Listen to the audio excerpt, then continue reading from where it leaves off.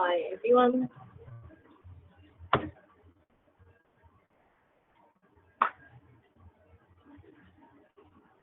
Okay.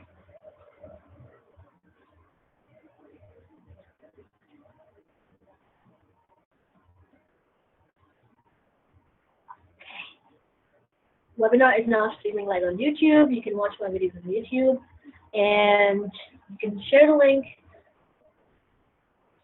Okay, somebody raised their hand. Okay, experience the one. Oh, this is not the red. This is Zainab attending. Okay, Zainab. Yes. Hi, Zainab. And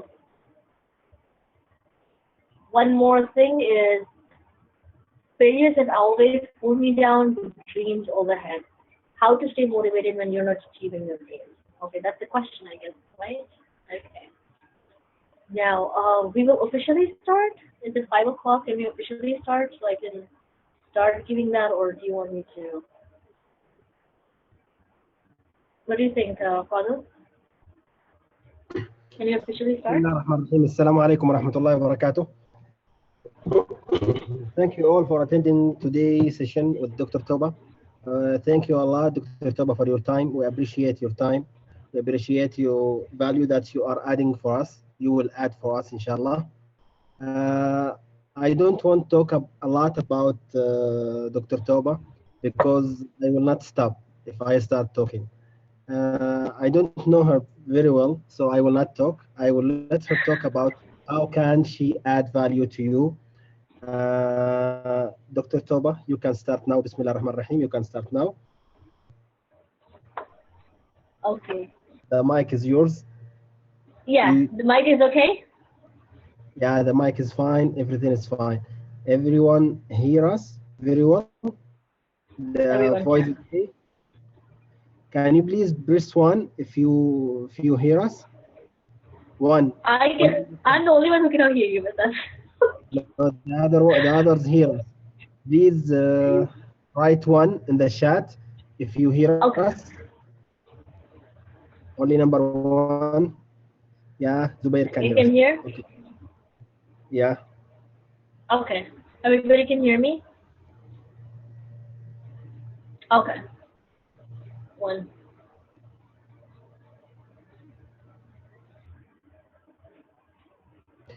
Now we will start with you, Dr. Toba. Dr. Okay. Toba, I will not talk about Dr. Toba a lot of times because that will take the value from her time. Dr. Toba is a DTM. She's one of the best who know about the leadership. She know about how to make your dream true. She know about a lot of things. So she will add value to us, inshallah, for the next hour, and we will appreciate her time and we will pray for you, Dr. Toba. Thank you so much, and you Thank you can. so much. Thank you. Okay, I'm on screen. So I'll introduce myself. No, I don't need to introduce myself. Those people who are in Saudi Arabia, a very good evening. Those people who are in Pakistan, good evening. Those people who are from outside, good morning. My name is Tuba, and I hope for this 2 hour session, which I hope to take, I'll be influencing a lot of people, and I will be motivating a lot of people for whatever they have in their life, because not all of us are perfect. So let me start about a little bit of introduction. I'm a distinguished Toastmaster for 4 years, and I'm a certified John Maxwell trainer, speaker, coach, and apart from that, I'm a aesthetic consultant. Now, when we talk about all these things or specifications that we have, or all the achievements that we've done in our life, it's not because we want to boast our performances or we want to tell the people that we have done so much in life. No, it's about when we, as speakers or trainers, we kind of tell our achievements so we can share these experiences in our lives to the people ahead, for the people ahead. So all these things that we say that we are doing this and trainings and motivation, it's about we as human beings benefiting others. As I mentioned before, the start of the webinar or the seminar, that I was very demotivated before I went to IMC, and I wanted to do something more, and I somehow was so tired, and I was like, okay, this is maybe another leadership class. But then when I attended the IMC and the John Maxwell certification event, I saw this guy, John Maxwell, and his trainer, and somehow I was glued to it. For me, and I'm sure most of you are very hyperactive. We have a gist of the moment. We just kind of wrap things really fast, and somehow we make sure that we do everything and we work multitasking all the time. But for others, it's like we have time slots. For example, I had a time slot that I have to do this, and tomorrow I have to do this, and we are all busy. Nobody's like sitting free all the time or sitting idle doing nothing. So somehow, when we are in this congested circle of life, we kind of feel demotivated if we don't feel successful in one aspect. And when we are so unsuccessful in one aspect, this is when we need the motivation. And when we're talking about the motivation, we talk about general motivation from people around us, or we talk about general motivation of things around us. For example, workplace these days, a lot of people are facing a lot of work issues, and somehow we as people kind of feel demotivated. Now, when we demotivate ourselves and we kind of fall to the ground, or maybe we're just in that pit, we kind of ignore the things that are around us. We kind of ignore the attention people give us, the care that they give us, or the people around us, how they influence us. Now, we kind of have this negative shell, or we call it as negative energy shell, and we stay in it, and we don't want to communicate. The thing that I want to tell you today is that sometimes we have to motivate ourselves so that we can influence ourselves and the people around us. Hence, when I first went to the John Maxwell again the event, he was there in front of me. We asked questions and we wanted to see the lessons, and somehow he told things that we normally read in books. We tend to ignore. We move to the next page, and somehow we don't take it and grasp it within us. I hope by today I can make a difference for people and I can make a difference in their life, because somehow we need those positive people inside our inner circle to help us gain that momentum. Now I'll be asking questions. I hope you guys can read the chat, or you can write back to me in the chat, and then somehow we can build that rapport. When we talk about a human body, we talk about a body as a physical appearance, and we talk about the soul. In that soul, you have emotions, you have your religion, you have the beliefs that you believe in, you have your judgment, you have your logical thinking, and in those emotions, we kind of we kind of display them on the chart. For example, emotional judgment is different from logical judgment. Emotions are the main cause which causes your heart to change from the logical judgment. Now it's kind of complicated, and this is why John Maxwell wrote in his book Law of Pain. Law of pain is simple, that when you suffer from something depressing in your life, you kind of either accept it or you deny it. When you kind of accept it, you accept to change with it. If you accept the change, either you will stop at that peak or either you move on and improvise yourself. For example, if I have failed in my math exam, I would be sitting there thinking of two things. I, or either I can do something to bring a change. If I think that I'm a failure, I will never be able to go ahead and take another exam. Either I'll feel demotivated, and if I don't have the right people to motivate me, I'll end up telling myself and bullying myself in that corner. Two things that you can do. I'm sure most of you have been through a lot of failures. For example, you've been through classes, you've been through your college life, you've been through your graduation, and there are a lot of movies made on that. If A lot of Bollywood movies, a lot of Hollywood movies, in which they show that emotional turmoil of students and how they sit back and even commit suicide. These days, there's a recent Netflix series called 13 Reasons Why. I recommend for those people who are like really, really strong-hearted, because it's about suicide. But it's about something else, accepting yourself to be demotivated. When you accept yourself to be demotivated, you really do not make a change. So the first thing first that you have to do is see the reason of why you are demotivated. If you're demotivated because of a reason, think of two things. One, you cannot change the reason.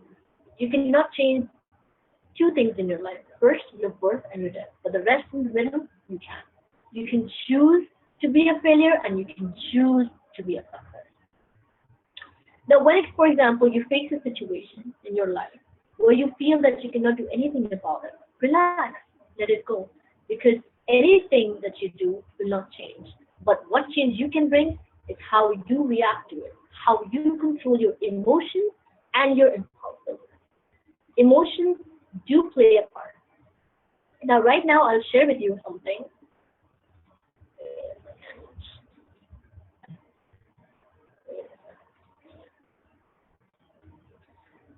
Alright, let me share my screen. Here you go, desktop. Yeah, here you go. Everybody can see this, I guess? You can see this? Yeah. Okay, right now, we're talking about two things. First of all, it's your soul and your body. When we talk about a soul as a soul, we have in that the mindset, what you have dreams about, what wishes do you keep, or what kind of heart and emotions that you get yourself involved in. The other one is the body. Now, I don't know if you've read that famous Shakespeare play in which there was this jealous man who said, I don't remember the name of the Shakespeare that play, but in that there was a jealous man who said, I don't want to give afflict pain which is physical, because the most afflicted pain is going to be mental. And that mental doesn't mean that the heart is dissociated from the mind. It means the same thing. It's your soul. Your soul gets affected. Hence, your soul is the main thing in your decision. You have to make sure that whenever you feel demotivated, you'll never feel demotivated if your body is feeling. Unless you're, God forbid, you're handicapped or something. And you mean that if your soul is strong, you're going to strive for it. The next thing that I want to share is when you talk about emotions, you have to influence your emotions to set emotions. I may have a setback in my life that I'm not able to read anything. For example, not able to study anything or go further, do masters or something like that. And then I have to influence myself. That's no, Tuba. You can do it. Your emotions can be cuddled and can be a hurdle in the same time. And then somehow, when you have those emotions ready, you can influence yourself. And believe me, it's not an easy thing to do. You have to wake up in the morning, have a cheerful song to actually motivate you. Go to the gym, go to the library, keep that circulating all the time. Because if you have a setback motion or a setback event in your life and you don't keep motivating yourself daily, it's going to leave a backlash on your life. And there are few people. For example, there may be a lot of your friends that are very upset by their relationships. They may be upset by their workplace. They may be upset by the general family behavior. And then for them, it's like you don't need to waste time. Because if you kind of moan and groan, you will never be able to go ahead in your life. For example, if I am tired as a leader and I think my team is not listening to me, I may complain, I may cause problems, I may sit back and cry in the corner. But if I don't go and really, really finish my feelings off before moving forward, that feelings will always remain. So whenever you think that you need to move forward, you need to clear yourself from all the negative ambitions or negative notions that you have in your heart. Because unless you're able to let it go, you will never be able to forgive yourself.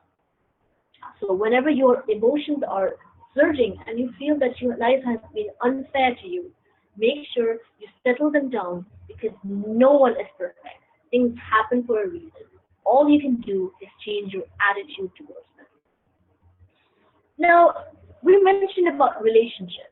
I'm sure we can talk about wife or husband relationship. We can talk about siblings. We can talk about friends. We can talk about colleagues. We can talk about a lot of relationships. And in those relationships, things are never smooth. I've faced a lot of relationship issues with my friends because they thought that I need to do something. They thought that I should listen to them. Now, a word of caution that we have when you're motivating yourself. Sometimes you think you give too much, and sometimes you think you give too little. and somehow the common ground is not met. Now, when you're trying to find the common ground, just close your eyes and think, what can I do to make it better? Am I doing the right thing? And third thing, keep yourself in that person's shoes and imagine what could have been done better. How will that person feel? Now, in John Maxwell mentioned that you should always put people first. When you're putting people first, sometimes you should go for their benefit. Do not hamper them too much. In the long run, they will not learn to live with themselves. Do not make anybody so dependent on you. Make them understand that life is a soul journey. Life will go on, and you need to go with that life alone. Yes, you need to have friends and that friend circle, but in the long run, it's you, yourself, and you that can make a difference in somebody's life. So when you have that soul journey, decide, are you being too selfish or are you being too selfless? Are you giving into so much that you are losing yourself? So step back, set the middle ground, and remember, if somebody is trying to control or own you, you need to step back and rethink of what's happening in your life. Because always the weaker person controls the relationship. Why is that? Why do we think we know too much in a relationship? Now, most of you must be thinking that how can a weaker person control? Because a narcissistic person or a person who's very dominant can control a relationship. Now, with a weaker person, what happens is the insecurity. For example, if you are in a relationship with somebody who is very insecure about looks, that person will always grasp you for your attention.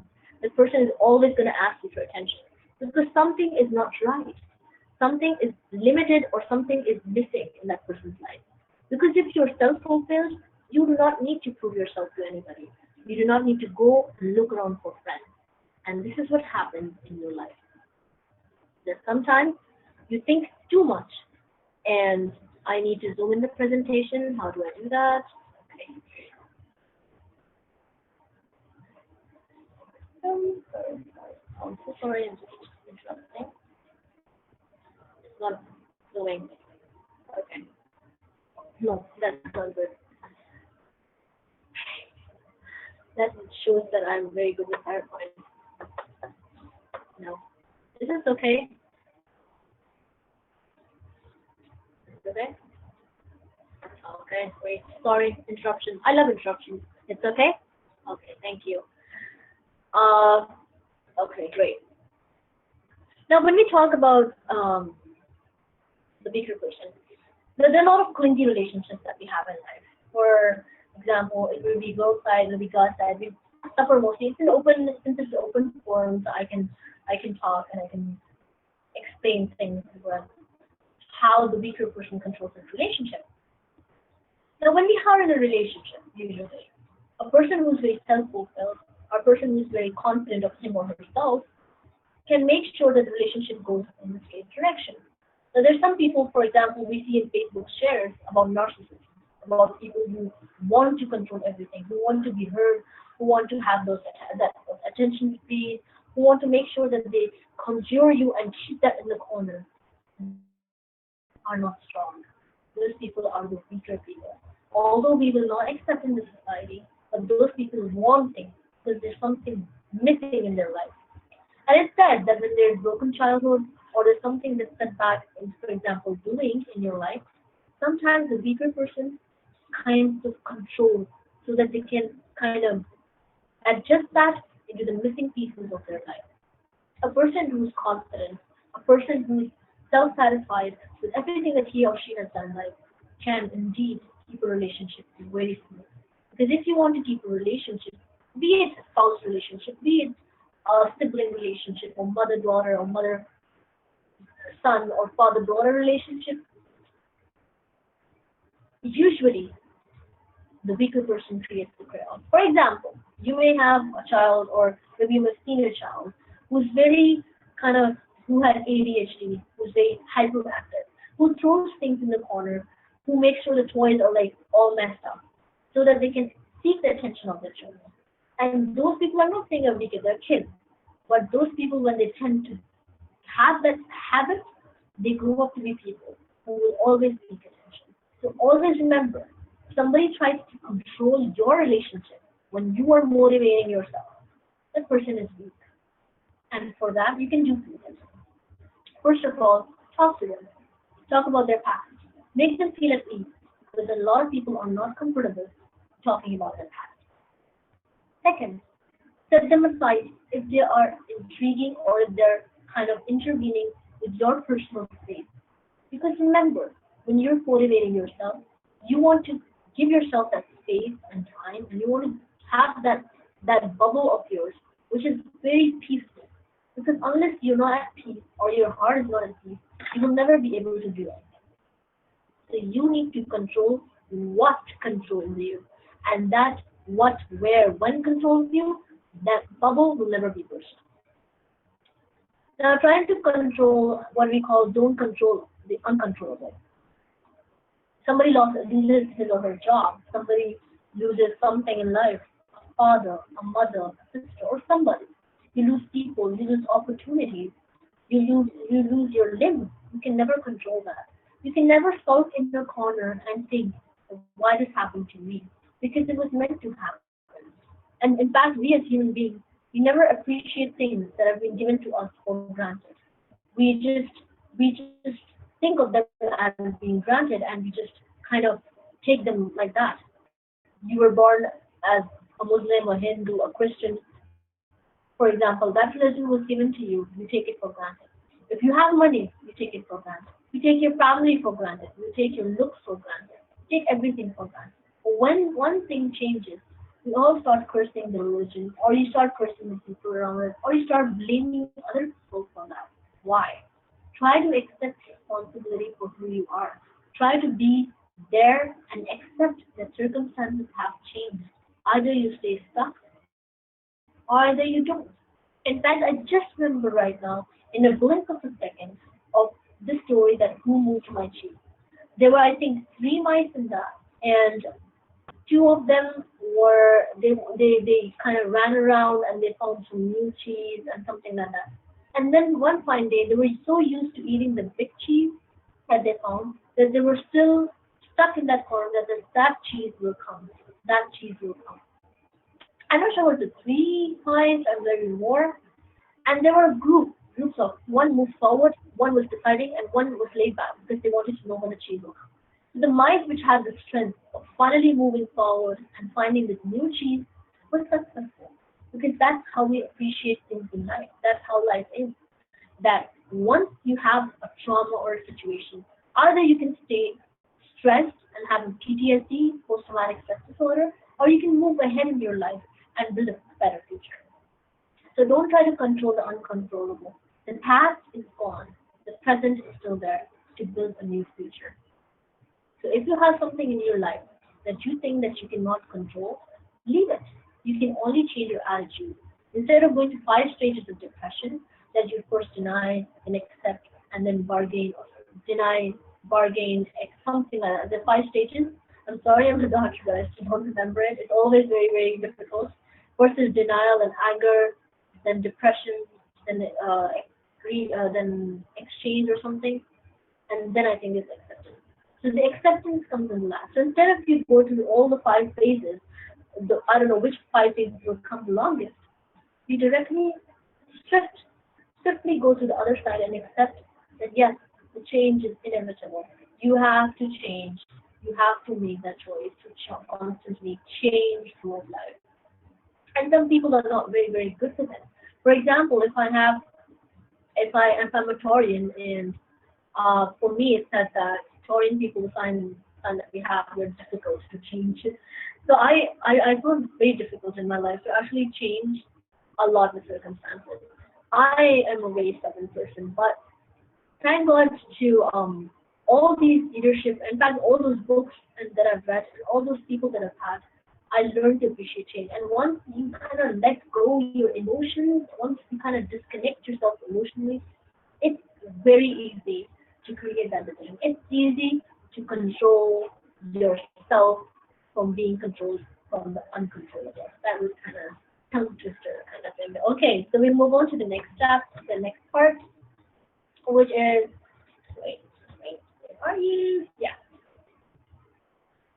You're a leader. You have a company, and sometimes you were in an emotionally turmoil situation where you could not. It was so messy that you were emotionally involved with the professional stuff. Okay, and you were both involved, like both things at the same time. You personal and professional stuff at the same time. Sometimes it happens at work. Sometimes you just get emotionally attached to things that are really professional. So what do? Either you go ahead and you just kind of move forward, but that emotional struck, what do you call it, impulses or that emotionally involved situations, they kind of keep badgering you. They kind of keep poking you, and you really cannot do that. And somehow people kind of tell you what your mistakes are. They say that you're so emotional all the time. We don't find you stable.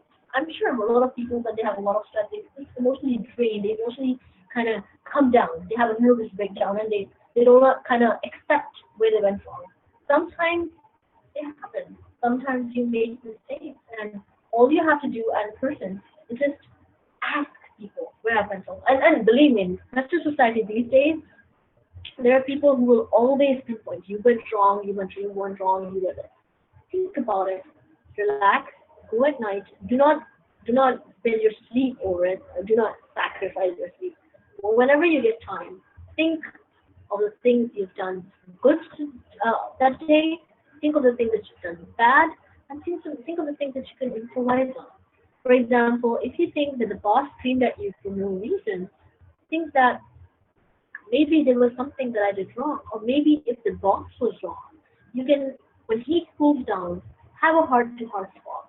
Talk to him, tell him that, I felt really bad about your situation. I felt really annoyed or irritated or something like that, and I want to have a heart-to-heart talk. And believe me, it works. In my company, twice it happened that my boss was really angry, and I did not know the reason. And I was like thinking of what's the wrong. And believe me, when I have those situations, I'm sure most of you have this situation too.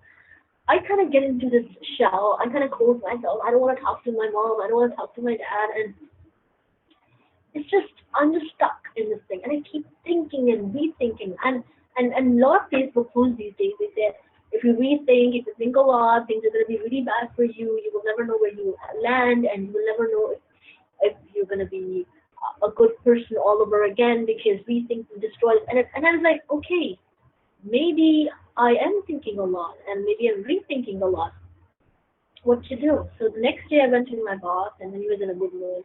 Make sure that she's in a good mood or she's in a good mood. And you talk it out. I mean, you tell him that I felt this thing is it's bad. It's really kind of hurting me, and I wish to have this, and I wish to have this. And it's like a struggle. This life is like a struggle. You will have a lot of bosses. You have a lot of people who keep on telling you where you went wrong. So just think of where you went wrong, where actually you did a mistake. Instead of taking the blame, don't be a chicken. Don't be a bullied person. Learn to accept where you went wrong. And when you're building that motivation, I wish I must have talked nicely to her. I must have done something to be good to her. I just kind of was rash towards somebody. I fashioned somebody. I mean, things like these should be accounted for. I mean, they should be kept in this what do you call self-check method. That okay, I did good things, I did bad things, and so on. So ask for your mistakes. Ask for mistakes. It's not like you're gonna ask your colleague. There's few colleagues of mine. I mean, they're like colleagues of mine who are like really, really critic. I mean, I was like even Simon from I think the X Factor would be like lesser, will be lenient than them. So they were like really, really harsh, and they were critical of everything. There, then why did you do this? Why do you have your hair like this? Why do you have like this? And it's like I was amazed. I was like, okay, I know I did wrong, but not that wrong that you criticize me day and night. And I talked to him and I said, it's not a good thing that you do like this because it's harming my self-esteem and it's making me feel demotivated at the end of the day. Remember, when you come from work, leave your workplace things and when you're with your family, keep the family stuff, don't bring it in the workplace. Just keep it separated in your personal life and your professional life. Do not intermingle. And word of advice, my fellow webinar attenders or seminar attenders, never involve your personal and professional things. And even if you do have your spouse working there, even if you have your family working there, or anybody working in your professional place, keep it separated. Wear your hat. For example, there was a multi-millionaire who was seeing who was seeing his son screaming at somebody in the factory. And so he wore his hat and he said, "Son, you're fired because nobody screams to my employees like that." And the son was amazed. And then he's like, "How can you fire me like that? I'm your son." And he said, "Nobody talks to my employees like that. Nobody screams. Nobody treats them like slaves." And then the next time when he goes home or a few moments later, he takes off his hat and he wears the hat of the father and says, "What can I help you with?" So these are different hats that you can wear, a professional hat or a personal hat or whatever you call it. Never intermingle because if you start giving favors to the people that you have, I know I'm a bit drifting off the topic, but I have so much to talk about. But if you like have a lot of family members on board that we have in our company, for little favors, you may use your emotional blackmail. I'm your brother, I'm your sister, I'm your wife, I'm your husband. And how can you do that? And that kind of drags from the professional workplace to your personal setup. That if you did not do anything professionally, it can affect personally. So either avoid doing that, or if you want to keep it, you're so professionally believe in yourself, then that's perfectly fine. You can take that risk. Okay. So resilience and being sincere to yourself. In such current work situation, when you have to motivate yourself, sometimes you over motivate yourself. Sometimes you say that you are not really sincere. Now it says that sometimes when you lie a lot, it starts becoming the truth. When you tend to lie that you are more overqualified, or maybe you've not done something wrong and you're the best and people have seen no flaws in you, kind of tend to build that and you kind of raise yourself above your limits, above your expectations of people, above who you really are. And then you're not sincere to yourself. You kind of build yourself, and then you raise yourself high until one fine moment when that small little bubble that you're flying, not your personal bubble, the small little bubble kind of bursts with the rain or with anything. So it kind of brings you down, and you kind of burst your bubble. So what do you do then? What you do is you kind of build yourself all over again. Be sincere.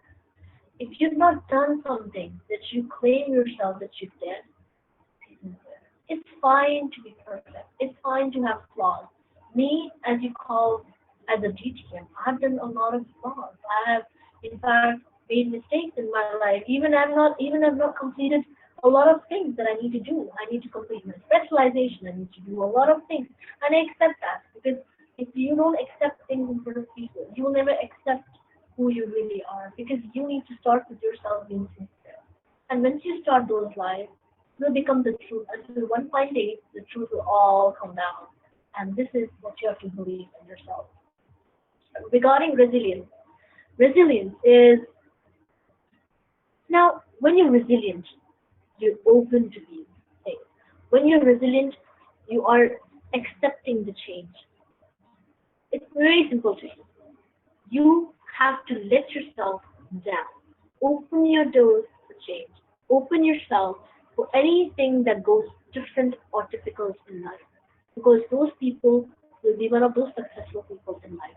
I don't want you all to be a John Maxwell certified trainers. I don't want you to become the leaders of tomorrow. Even I'm struggling.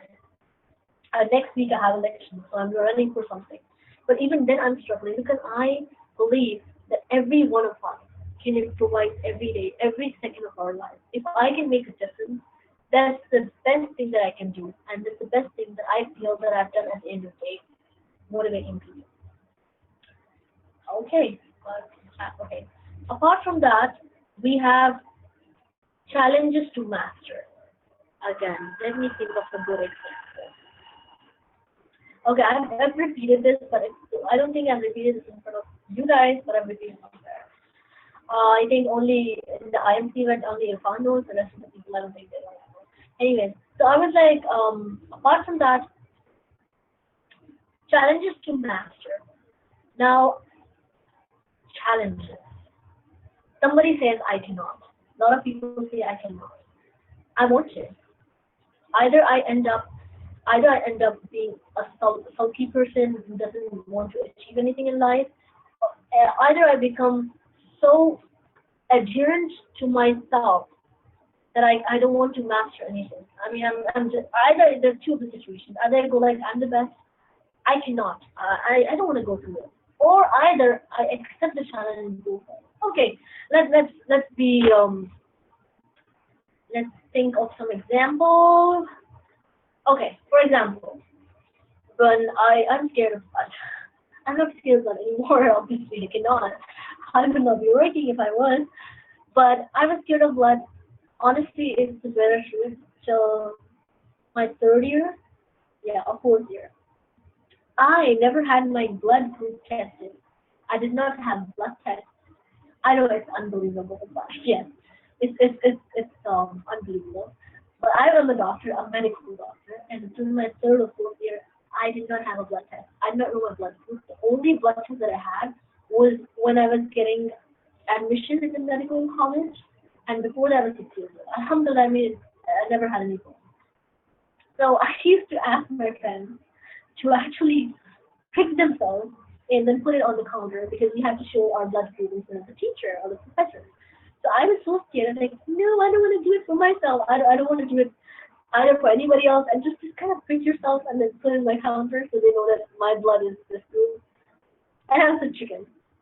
What happened was I went to the OR, the operation room, operating room, or operation theater. And then what they did was I was so scared. I know I'm a doctor. I should not be scared. But what I did was okay. Everybody can read that. I'm sorry. Okay. So what I did was in the OR, there were like patients lying, and I was like, oh, I want to be a surgeon. I want to take like the best. I was in my own ego and attitude. So I went to the operation theater, and then I looked at this thing, and it's like, really, you do that? How can you like tear people apart and do that? And I kind of fainted there. Everybody was looking at me. Believe me, all the high achievers were there. And they were around the counter and around the bed, operating bed or operating whatever table, OT that they call it, table. I don't know why it's called table, but anyway, it was a table. And they were like, Tuba, you will be a surgeon, right? What are you doing? And I was like thinking, really, yeah, it's kind of weird. I had that expression. The second time that I went around was after like the next day, and there was like a tracheostomy opening, and I saw blood coming out, and I fainted. Then the third time, what happened? I was like, now I'm strong. I'll never be able to like, I'm not gonna faint. And the third time, I went on my knees, and they escorted me outside the room. So the surgeon went like, you will never be a surgeon. You will never be able to achieve what you've done. And I used to think and think and rethink and think a lot where my mistakes are. And finally, I was like, I don't know what to do. So they got me enrolled in a program for severe intensive work, not even workshop. We'll call it like it's like a clinical experience, severe like intensity of like, scrub yourself and stuff.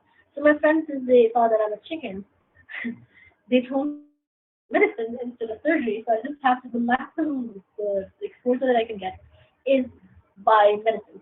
So I'm not scared of medicine. And when I went to the chief and he was like taking the interview, he's like, yeah, medicine. I'm like, why not surgery? My heart, my emotions were like, take surgery, take surgery, take surgery. And I'm like, no, I'm a chicken, no, I'm a chicken, I cannot. So I'm like deciding between both until my emotions were like, no, you can do it. I did not read John Maxwell. Believe me, I don't even know who John Maxwell was. I was like, I motivated myself and I was like, no, you're not a chicken. You're gonna participate and you're gonna do things. And then I went to the chief and he's like, what do you want, Tuba? Like, I want surgery. And he's like, are you sure? You just wrote in your program you want medicine. And then it's like, no. And in that surgery program, there was nobody except for me and few people of my classmates, and a few classmates. The rest of my group, they were my best friends were in medicine. So when I went out, they're like, what did you take? What did you take? Medicine? I was like, no, surgery. Are you crazy? How can you do that? I said, I want to challenge myself. So the challenge started, and I enrolled myself. The first one was a victim of some accident. The abdomen is all open for people who are not strong-hearted. I cannot read you. I mean, I'm sorry. But they were all open, and everyone was like, ha, and they were crazy, and there was only, and I did not know what to do, and they scrubbed me inside. So I was like, what to do, what to do. So this is what it came. I emotionally detached myself. I thought that they're not human. They're just bodies. This is like a pillow or a cushion or a blanket. I'm sorry. I hope nobody's with me on the statement, but I emotionally detached myself and I said, you can do it. Because if you don't, you'll be a chicken. This is your last chance to be somebody or something you want to be.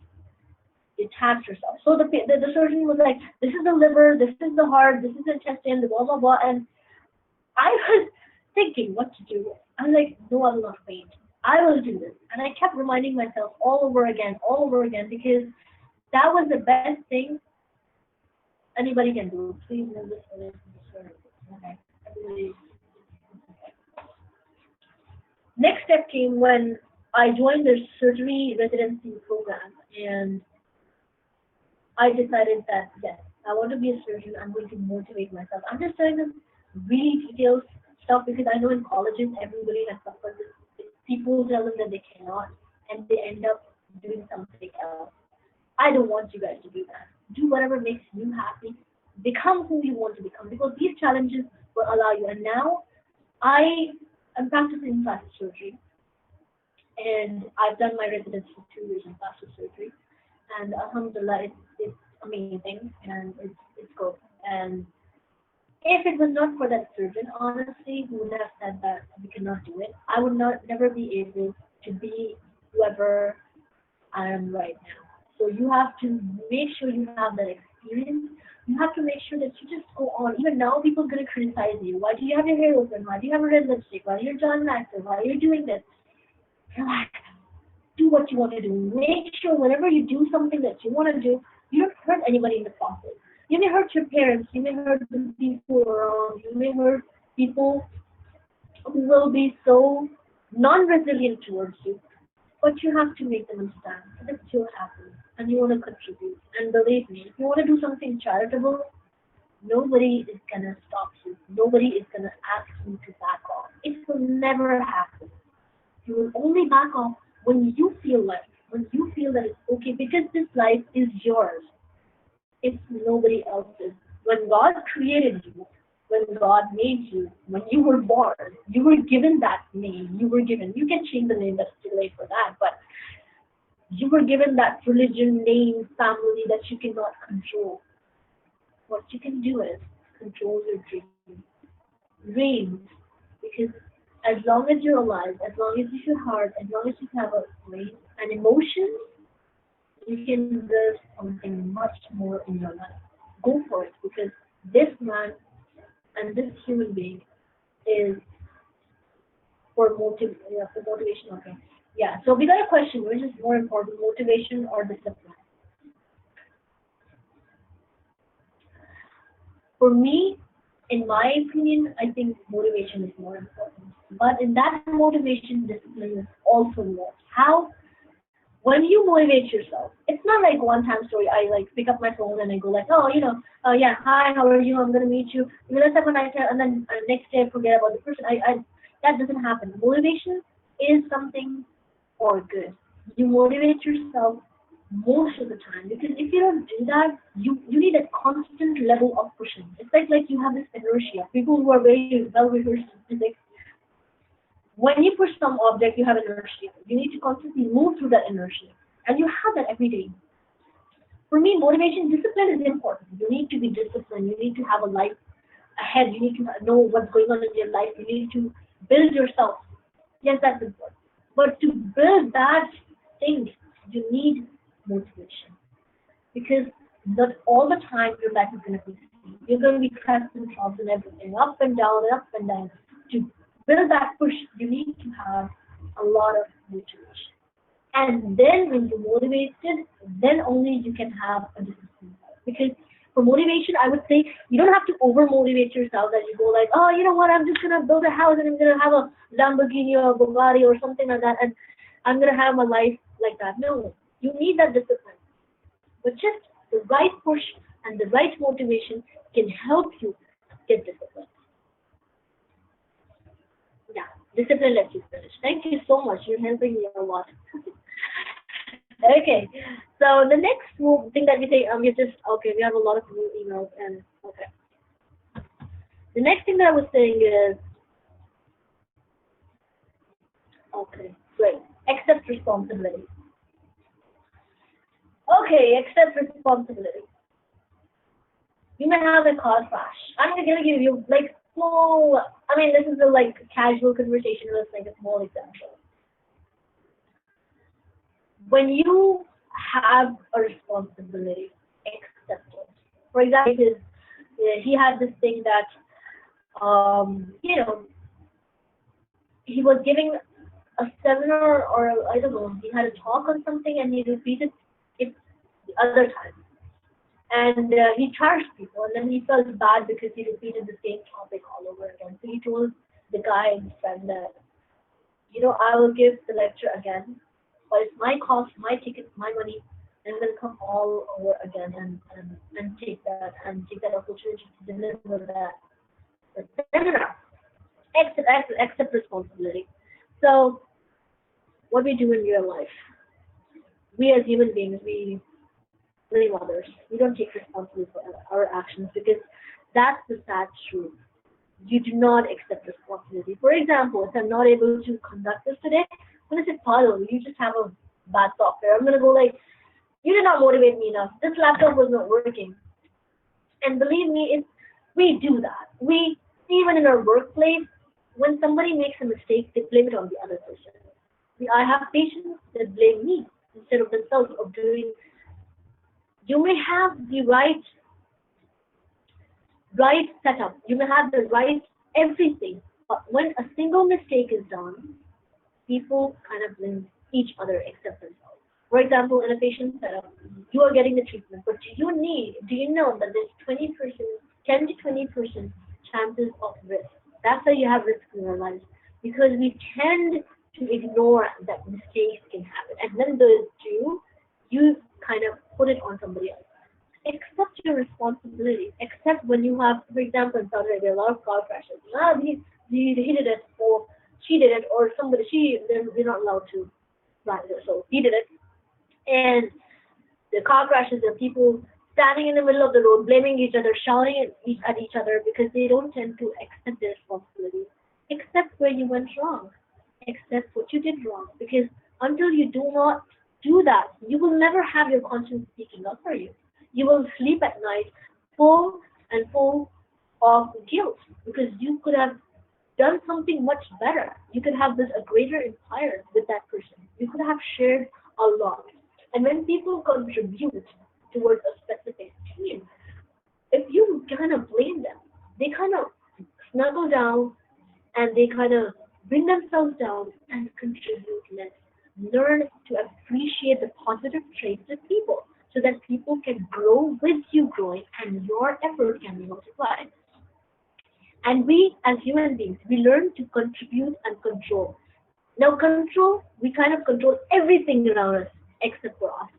Because once we start controlling ourselves, for example, if you accept your responsibility, if I talk a lot, I do talk a lot, but if I kind of control myself, that am I speaking meaningful words or am I just blabbing in the corner? If I'm just blabbing in the corner, I need to control that because in the long run, I may speak things which people will not like, and I have to accept responsibility, which I do sometimes because I talk a lot. So when you talk excessively, the quantity exceeds the quality. Accept your responsibility. Say sorry. And believe me, the person, for like example, we have angry patients. So the person who's really angry at you will cool himself or herself down. And it's going to happen. Start saying, I'm sorry. It's going to really, really happen. So accept your responsibility because until you do not do that, the argument, the discussion is going to go forward. And you will never be able to learn because we learn by doing. We learn by making mistakes and finding flaws in ourselves. And if you seriously want to find flaws in others, make sure you tell them in a respectable manner. Do not make them feel that you're doing a criticism on them only. start with the positive aspect. Accept responsibility, motivate yourself that you can do better next time. Because mistakes are bound to happen. Now, for example, putting in our habits. I have a bad habit. Sometimes I don't listen to people. Sometimes I don't want. I just want to speak, even in an argument. And I'm just telling you, accepting my responsibility because everybody does that, and like, most of the people do that. And we kind of put it in a habit because I talk very fast. For example, I'm talking very fast. I need to slow down, and it becomes habitual. Hurting people becomes habitual. Ignoring people becomes habitual. We're so much engrossed in our bad habits that sometimes we kind of think that whatever we're doing is right. That has to change because if we make it a habit, it's very difficult to grow out of it. It's very difficult to change out of it. For example, some people smoke and they kind of justify themselves that smoking is good. But do you know how much harm it causes? I'm not here to just give you a health a seminar. I'm not here to tell you what's right, what's wrong. But some people do not like it. Some people do not like people who intrude in their privacy. But we kind of become habitual towards that. We kind of put them in our habit. In the long run, we kind of forget that whatever you're doing is wrong. This is how it is. The lie, or bad habit becomes so much of a ritual that we kind of blend in with our schedule, blend in with our routine, and we forget. This might be hurting the person in the long run. So make sure that you have a good habit of accepting your bad habits, not to be positive habits. So next one that we can talk about is excuses. Okay, you all know that we all lie. I think you guys know that we all lie. And sometimes in those lies, we kind of bring those excuses. For example, I'm laughing because recently I had a weird excuse with somebody now. For example, there was something that I had to pay, and like I lost my credit card, but I had a new one which I did not want to use. So I give an excuse my credit card, so I'll just have the truth. Excuses because you don't want to do anything. Sometimes you just lie because there's nothing better than lying at that time, and we call it white lies. But to be honest, it takes a lot of effort and a lot of what do you call hard work or will that we can actually go and tell people that we did wrong. For them, it's excuses. But do we know that excuses can be our success stoppers? We can make excuses or we cannot reach in time because we had a flat tire. I cannot do this because just be blunt.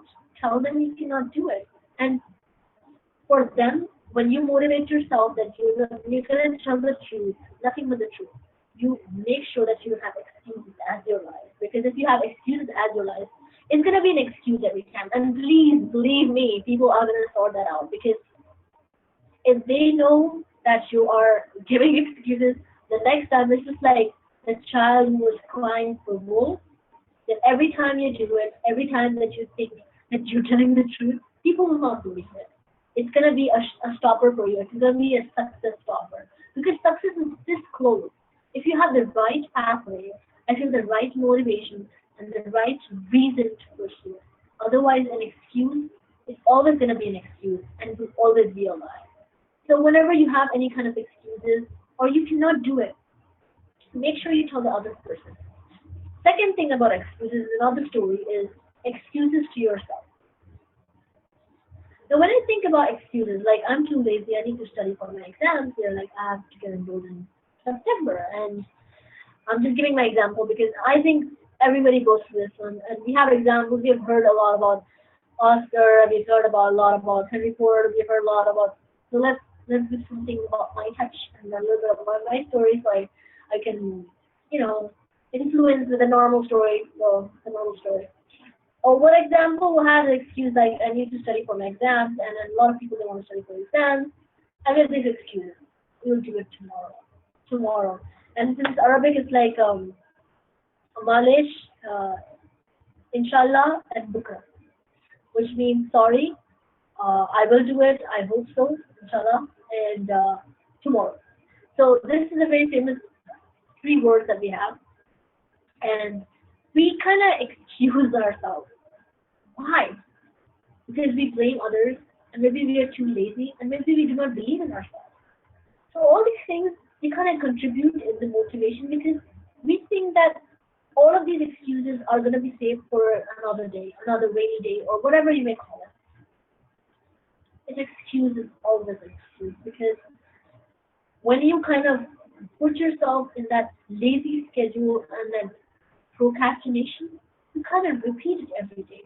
You need to, the particular rhythm that you have, the particular circumstances, break it, and then only you will know where your true character lies.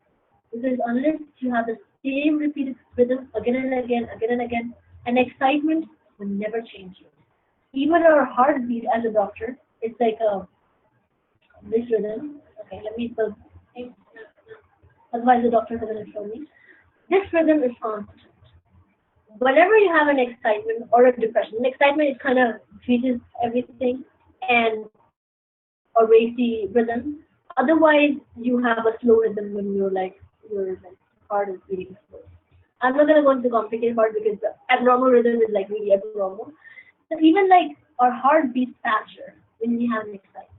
Whenever you want to change something in your life, make sure the rhythm of your life is changed. Because unless you don't do that, unless you don't just face it and change the routine that you have, stubborn routine, you will never be able to achieve different from others.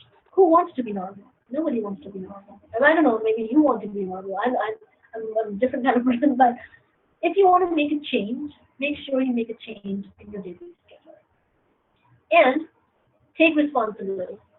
How many people have been invested in businesses that flop later on? I have an example which everybody gives an example of. It's Steve Jobs. Now Steve Jobs started with an Apple, with a computer, fixing computers, and he dropped college. I'm not sure about that, but I just don't want to give something which is not correct.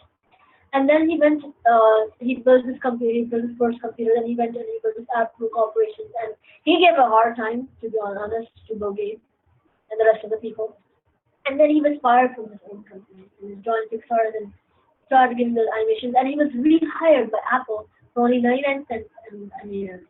Now, it did not come like, here you go, you have an Apple computer, a gift for you, Steve Jobs. No, it never happened like that.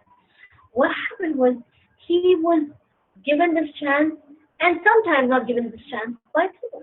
He did not go like, oh, I built this and finished. This is an iPhone, it's gone. No, it was a constant struggle. And sometimes the consequences were not good. I read his old biography, and I'm not going to go into the details, but it was not an easy job. He got rejected by a lot of people, a lot of companies, and even the guy, Henry Ford, there were a lot of examples, the CEO of Virgin Airlines, and there are a lot of people, even the presidents and the prime ministers that we face. It was never easy. It was not an easy haul, step one, step two, step three steps. It was one step down, two steps down, three steps, twice failure.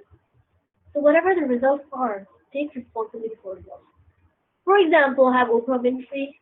She was rejected by radio because she did not have a good voice. For example, you have Maria Curie. She had a lot of rejections regarding the radiation studies that she had. And what else? For example, it was me because if I had not been rejected by the surgeons, I would never be here. So yeah, I would have probably taken that as well. God knows. Responsibility for the result. Now, when you talk investing in a business, I recently had a friend who wanted to invest in business, and he had this speech about business. My advice was that if you want to invest in something, make sure you're not too confident over it. You have your resources ready. You are well aware of surroundings before you jump in for a result. You're well aware of yourself. You really know your flaws, and then build a team who can help you have those. If you have those brackets in, you can kind of fill those brackets in. And more about that, make sure you're positive, your expectations are low. Because once your expectations flop, it's very difficult to keep you motivated. For that motivation, it's constant motivation that you have to go through your inertia and make sure that you take responsibility for the result. Because it was you who decided to do it. And then next time you'll be building a better platform and a bigger start from the beginning. Okay? Three things when you bring a change in your personality. You cannot change your personality, but if you change your attitude to it. I am stubborn. You may not be stubborn. You may be practical. You may be logical. You may not be emotional. You may have a lot of issues dealing with people. You may be extrovert. You may be introvert. You cannot change that. And even with personality traits, you cannot change that. But what you can do is you can change your attitude towards life. You have a personality. You know you're stubborn. So you're gonna back yourself off, and you're gonna go like, okay, if somebody has a problem with that stubbornness, just try to think. Try to accommodate. Try to think what positive change you can bring. And then you decide if you need to change, you're able, I need to change. First step, I need to change. I'm stubborn, I talk a lot, I need to change. I'm extroverted, I'm introverted, I need to change. I need to build something better out of this. First step, I need to change. Second step, if you're able to change or not. Am I able to change? Am I going to think again? Am I going to talk a lot? Am I going to argue? Am I going to be argumentative? Am I going to listen to that person if I'm going to be able to be changed? I need to be able to be changed. If people criticize me, I cannot shut my ears and go like, I will change, I will change, I will change. No. You need to open them a little bit so that you can accommodate whatever change you can. You can build yourself. First thing first, you need to have that. It will be an excruciating thing to change yourself, but you need to be willing that you can. Not, I'm not asking you that any stranger can come to you. You need to change. You need to build yourself. Be like this. No, assess yourself. Assess with those people who are in your inner circle, who are very close to you, who will be able to guide you for your betterment. Not people who will tell you that just change for a moment and then change whenever you. You are not a toy, and you are not a bullied person as well. You need to be have that intermediate level of self-consciousness. You want to change, you're able to change yourself only for people, only for giving good to people. And then you will be rewarded for change. Sometimes you will never be rewarded. You will change yourself for somebody, for a relationship, for example. These days, everybody wants, I want to groom like this, I want to wife like this, I want like this, I have this specification, I'm going to change. It's not easy. You kind of little bit twist it around, but you cannot change a whole person's personality. Otherwise, you'll become a narcissist and the relationship will go down. I will be rewarded for change. Who rewards you? Are there any special rewards in the universities or in the colleges, or they'll ask you that there's a special reward because you change yourself? It never happens. All what can happen is you reward yourself because you wanted to be somebody, and you wanted to be. Even John Maxwell, he was different. He went through a lot of mistakes. He wanted to accomplish so much. He wanted to have those milestones in his life. But what did he do? He kind of realized with his speeches, with his lectures, with his experience, with his services, you realize, and the more you kind of motivate others by giving those lectures and by giving those ideas, the more you want to motivate yourself. It's called positive feedback and a positive evaluation and a positive improvisation. It's like a garden where you keep a rose or you keep a plant and it grows. And the more you water it, it grows more. It helps the roots go underneath and they grow underneath and spread their and even with this garden you have butterflies, you have insects. It's like a whole kingdom that you have, a plant kingdom and an animal kingdom just out of one seed if you water it properly. So if you start changing, you will be rewarded yourself for having that positive experience and for sharing it with people. So hence what I say to the rest of the people is be ready for a change, but make sure that change doesn't change you who you really are from inside. That's the thing. So moving on, everybody has a negative experience. Now, when we talk about negative experience, some people they have a difficult childhood where some people have faced divorces, some people have faced a lot of verbal abuse, physical abuse from parents, from sisters, from daughters. Right now, no daughters, but anyway, daughters are nice. Just a joke. From siblings, from parents, from spouse. It could be a man if you're right, but we didn't mention it there. So while they can be abusive too. So now, when we face all that, we have a negative experience, especially with people who face divorces. For them, it's like you have a spouse who you really trusted cheating or whatever or any reason, and they were not like that as expected. You kind of focus on the negative, and they have a problem marrying again. Or sometimes when people have broken childhood, they have problems trusting people. When they're seeing divorces of their parents, they kind of take everything so negatively. So when they have a negative work experience, they were bullied at school, they have problems having friends. So when we have a lot of negative experience in our lives, we kind of focus on them and kind of relieve ourselves and say, this cannot happen because it happened with me. And sometimes we kind of say, why me? I'm in the prominent line. I'm in the limelight, and somehow I feel that this is going to be happening to me again. And it happened to me as well because I had a lot of negative experience. In fact, in Toastmasters, and they kind of I felt so really alone. In fact, I feel so bad. But they were good people too. There were good achievements too. There were people who made me feel like I'm so positive, and this kind of kept me going on and on and on. And sometimes when we focus too much, we lose our focus on good things. Believe me, we're human. We're human, and there's humans. There's a good side. There's a bad side. There's this okay side. And we're all having those three categories, and we can do everything about them. You want to close the back chapter? Close it, bury it, keep it aside, but learn from it. Learn where you went wrong. Learn where you can improvise on those things, where you can make a difference. Don't focus on negative experiences. It happens in everybody. It happens with a lot of people. It happens with you. It happens with me. And life is going to be like that. It's going to be checks and ladders. It's going to be a monopoly. It's going to be a Ludo game, or it's going to be a chess game. In fact, a chess game where you sometimes have a checkmate, sometimes other checkmates you. So it's a long game, and in that long haul, you will be just like a Red Riding Hood traveling to the path, and the wolf might even gobble you up, or make sure you know who's the wolf, who's the grandmother, and who's the woodsman. I think woodsman says, yeah. So that is how a long journey is. And believe me, in that long journey, if you keep on traveling and succeeding and motivating yourself, you need to give. You need to tell people how good they are. You need to make them feel so good. You need to make them feel as if they were you, and put themselves in their shoes, and make them feel that whatever you're doing is for them. Make them feel comfortable, because life is when you step out of your comfort zone. Step out of your comfort zone. Do something crazy. Do something motivating. Do something that is beneficial for society.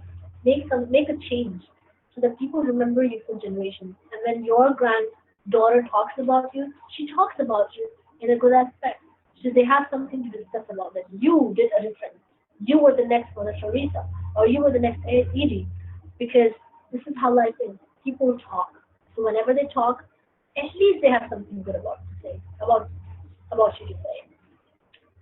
Apart from that, we have a great finish line. In that finish line, now, when you're talking, we have a finish line. This is your finish line. Either you like go straight and finish your finish line. That's how life is. You're gonna die anyway. People are gonna bury you. You're gonna have a finish line. And in that finish line, either you just go ahead and straight. Okay, you just go ahead and you just bang into it, and then that's it. Or either you collect all the blessings, collect all the melodies, or collect all the fragrances, and make sure when you die as a happy person who has learned so much in your life. Is it advisable to learn lessons from negative experience and moving on rather than resenting and regretting evidence? Okay, so the thing is, sorry, I'm just in that mode that I should be really fast. Oh, okay. I have 5 quarters of them. Okay. Great, thank you. How do I do that? In that negative experience, it's better to have remember the lessons from negative experience and improvising on them, rather than not having and regretting. Because once you start regretting, it's it's something of a negative energy that you're building on yourself. You're just building that negative. Instead of like throwing yourself away from the negative experience and building a greater rapport with people, accepting your mistakes, going forward and doing something good for the people. It's better to, it's in fact, I'm not say it's better, it is the only thing that you should do with your negative experiences. You should learn to build yourself all over again and become a stronger soldier. For now, we have one more. Life full, die empty. Yeah, live full. Sorry, live full, die empty. Okay. Now, great attitude, add together. Now, how's your attitude towards people? Do you make them feel that they're fulfilled? Do you make them feel that they are good enough? And how's your attitude is like how you actually accept yourself towards people. Now, great attitudes add together. If you have a good attitude with people, people are gonna love you for who you are. People are gonna accept that you're gonna accept yourself, and your effort to build a team, to build that motivation, to build that acceptance from society is gonna exceed. And that great attitude is going to add together because if you don't have a good attitude, you will always be ruined in your life. You will always be thinking of what could have been done better, of how could have been provided, but never gotten the chance. Get the chance, get that great attitude, add it together because once you start accepting you and expecting somebody, that person also has their expectations. With that great attitude, the rapport is built, and you can fulfill much more in your life. People with bad attitudes, for example, they may build greater organizations. They may be boss, they may be managers, but they could not be a good leader because they lack that thing that is influencing people. And to influence people, you need to have a lot of effort on yourself, not yes on others, but on yourself. So you can build that image that people can trust. For example, recently there's a really famous post about a guy who was sleeping with a cheetah. I mean, um, he was not scared. And this attitude, cheetah is a carnivorous animal. He eats people. But he wasn't sleeping on his shoulder because that person builds that trust. That, yes, I'm a friendly person. If you start attacking somebody, that person will attack back. If you're gonna be negative on somebody, the person is gonna be negative to you. So yes, expect nothing and you will get exactly and we will exactly yeah. Expect nothing because what most of the people do in companies and in family life and personal professional life, they expect a lot. You did this like before and now you're not doing it like this because you don't have that interest, you don't have that commitment, you don't have that thing. So it's like you focus too much on their negative aspects and on what have they done before that you forget the what they can do now. You forget how it could help you and help them in the present. That's why great attitude adds together. If you have a great attitude, life is going to be amazing because this is how you connect with people. This is how you bring on the best from people, and then it adds together. So whenever you have a negative attitude, try to talk to yourself. Try to motivate yourself so that in the future you can have a different attitude. Not everybody's perfect. I'm not perfect. I build myself every day. I try to be nice to people and people notice that. In fact what with all the negative energies around me, in fact with all the patients around me, if I would become a cranky person, I would never be able to succeed in life. And I'm not saying that I'm successful. I'm never there yet. I'm never going to be there because once you believe that you succeed, your growth will start. Never believe that you finish the finish line because the finish line is not there yet. The finish line will be there when you stop living. So until then, even with all those things, even I remember this TED talk that I saw from Islamabad. There was this girl, she was handicapped by an accident, and she never stopped speaking. She came on TED talk.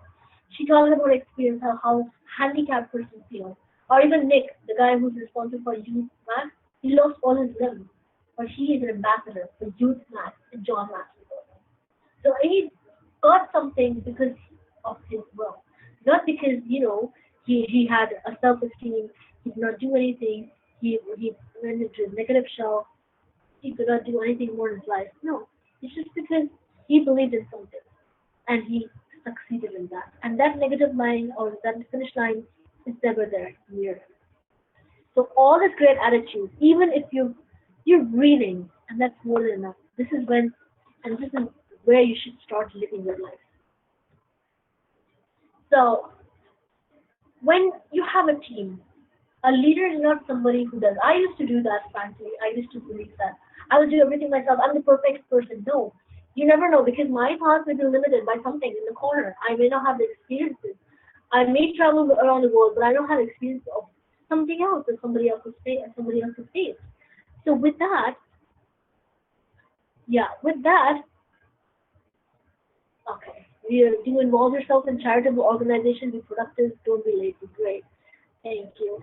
So it's like together we can do great things together and improvisation through new ideas. So the thing is that when we plan to do great things together, it's like I used to be this kind of authoritative person who wanted to do everything by herself.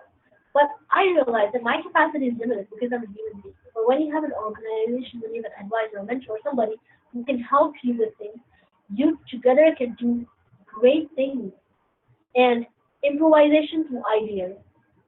And now you will have good ideas. Not all ideas are great. In fact, I mean, some of the ideas will be very, to be honest, very different from yours. So you kind of explain that in the team. Sometimes the team will not understand. You have to explain to them, but the majority wins. But with time, whatever decision is good or bad, it will come and sit to place. So you will kind of know what decisions were to be made, what decisions can be made, and so how you can do great things together. Now, when you motivate yourself, it's like you motivate your team. If the team believes in something, motivate them. Try to guide them in direction. If they don't understand, listen to them. Implement for something. Bring a middle ground if two people are opposing, and somehow resolve the conflict. Because this seminar was also about resolving conflicts, but I can kind of accommodate and introduce a little bit of that and find common ground. Because if you keep fighting, you will lose that motivation. The person will lose the motivation, and the great teamwork is lost. The great thing that can happen together is going to be lost. And you need to find a common ground because if you don't, there'll be conflicts that separate people together. That can bring big complications, huge complications into relationships, into personal relationships, professional relationships. So find a common ground, learn to say sorry, improvise to new ideas. Because if you get yourself limited by few things, you will never be able to succeed. So as it's that experience person mentioned about doing the groundwork, finding charity, doing the charitable work, and sharing, it's the best thing that you can do to anybody and yourself. And believe me, I watched a cartoon way back, and it was about Christmas Eve, and there was a boy who wanted everything in the world by Santa Claus, and then he just gifted something. No, then by coincidence, his gift was given to somebody else, and then he watched it on television. The child was happy and everything, and then he realized that it's important to give more than to receive. It's important to be a person who provides happiness to others rather than accepting his or her happiness because that would be selfish. And with every selfish act, you don't really feel good about it. It's better that you contribute and connect with somebody rather than connecting with your own self. Here you go. The next thing that we can talk about is when you talk about being the leader or when you talk about motivating somebody, because in Toastmasters we have mentors, and those mentors are supposed to give guidance to speeches, CC1, CC2, CC3, and then CC1 is like a project, and that's the first three CC sessions. It's like they have mentors to guide them. Mentors are supposed to guide you guys and the new people who join Toastmasters. Now, when you want to guide somebody or motivate somebody, you want to influence somebody, what traits do you really ask for? The traits which enable you to be available. I mean, when they want you, you're available to them. You're not all the time you're busy or something. When they want you to be accessible, you'll be accessible because somehow they can connect. If you want to influence others, you need to have those traits. You need to be admirable. You need to have that attention because everybody loves attention. Not something you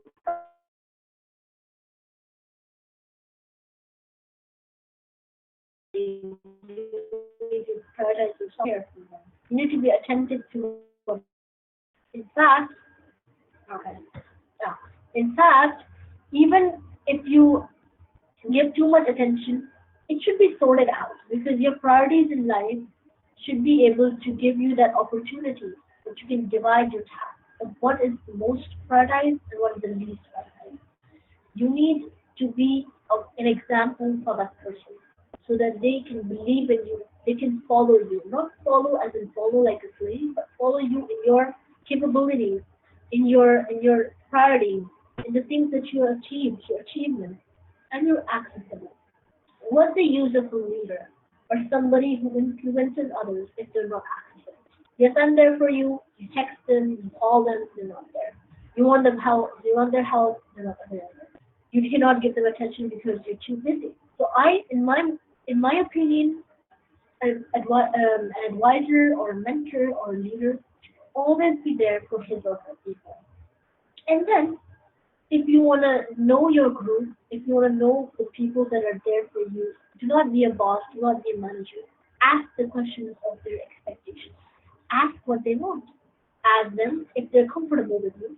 What improvement do they want in the organization? What do they need to know about the organization? Sometimes we just rush into things that we don't see the basic thing that of people who are newly hired, of the people who are newly there in your organization, or of the organization that you're partnering with, that they do not know and they do not feel comfortable and they leave. If you want to influence people, make sure that they know of what your whereabouts are, of how you can contribute to them, of how you can manage, and how you can work as a society or as a community or as an organization. And then you can tailor the need. Tailor the need is somebody has an expectation, somebody has any demand, or somebody has a need to do something important. You kind of help them. You serve. A leader is meant to be served. A person who wants to influence others has to serve others because influencing is never without serving what you have learned in your life. So ask questions, know your organization, show them that you care, and this is how you influence them. You will never influence them by being demanding or dominating or asking them at gunpoint, "You listen to me, I'm going to influence." No, you can never influence anybody except when they want to be influenced. So make sure you're serving their needs because everybody who wants to serve, everybody who wants to connect, everybody who even wants to work for you, or wants to establish or relationship with you, wants to be comfortable. If they're not comfortable, they will never feel they will never feel the need to even interact with you. So make sure you feel that you are hearing their needs. The next one is respect the relationship. Sometimes when we are working for an organization, we find a slavery. We find something that we're catered to do or forcefully done. You need to respect the relationship. If you're in a relationship with your parents, you need to respect them. They will respect you. If somebody is building a rapport, or somebody wants to do something and wants to do a business deal with you or build some like an organization, start a business plan, you need to respect that relationship. If you are like for example, if they're giving too much to you, you need to give them back too. Nobody should own you. Nobody should feel that you need to give them something back because they've done a lot. Okay, yeah. Take a good look at yourself from time to time to see whether you're making the progress. Okay, thank you so much. Okay, so it's like sometimes when you kind of give yourself too much and you expect the same from other person. No, it shouldn't be like that. You need to actually reassess yourself and see where and when you're going wrong. Make sure nobody gives you that favor or tells you that, you know what, I wish that you could have done more for me because I've done so much for you. Make sure you're always in a position that serves better than taking better. Because if you serve better, tomorrow nobody can own you or ask you to do their favors back. Never be in that position. Because if you want to influence other, a person will be always influenced if your favors, I'm not saying favors, if you serve them more than you serve you. Because if a person feels that you're a burden, that person is never going to be influenced by you. So when we say respect the relationship, it's about respecting any kind of integrity, humility, modesty that you share. And apart from that is the continuous effort from joint achievements. Now, when we see all these Apple companies, and I'm favoring Apple a lot, but apart from that, we see McDonald's or these like big companies and you know Amazon or these. Now, do you think it's the one day? thing. It's not one day thing. They never build themselves in one day. Like, oh, we created a thing and it's always there. Even for business, even John Maxwell himself, they made a continuous effort. They had packages. They had clientele. They had customer support. They had feedback. They had people who worked hard. I mean, I would say they worked continuously. They were putting all their continuous efforts, and this was a joint organization. Now, a joint organization doesn't mean that a lot of people who are just there look busy doing nothing. No, it's not like that. But it's like people who continuously they have a constant effort. They have their mindset. They want to contribute. They want to serve so bad, and they have good intention because law of intentionality supports that. You need to have a good intention in your heart. If you don't, you will never be able to achieve. And nobody's saying anything. Anyways, I need questions if anybody can ask. That'll be really nice, and that'll give me a break. Always there. Okay, I got a question. I got a question.